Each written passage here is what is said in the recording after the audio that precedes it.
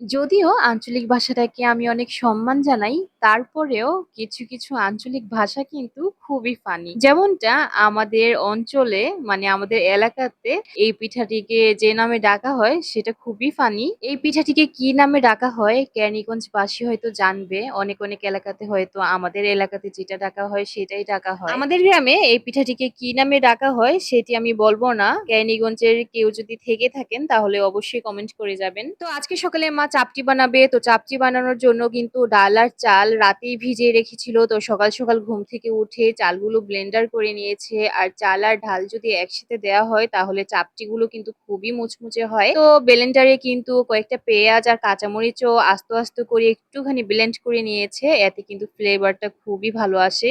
ধনিয়া পাতা, কাঁচামরিচ, তারপর পেঁয়াজ এগুলো দিয়ে যদি এই চাপটি পিঠাটা বানানো হয় তাহলে কিন্তু এটা খালি খেতেও ভীষণ ভালো লাগে। এটাতে অল্প একটু হলুদও ব্যবহার করা হয়। অনেকে দেয় আবার অনেকে দেয় না। কিন্তু মা কখনো হলুদ ব্যবহার করে না। এই পিঠাটিকে দেখতে কতটা সহজ মনে হয়, তাই না? কিন্তু আজ পর্যন্ত এই পিঠাটির যে গোলাটা দেয়া হয় এটাই আমি পারলাম না। কতবার যে চেষ্টা করেছি কিন্তু একবারও পারিনি।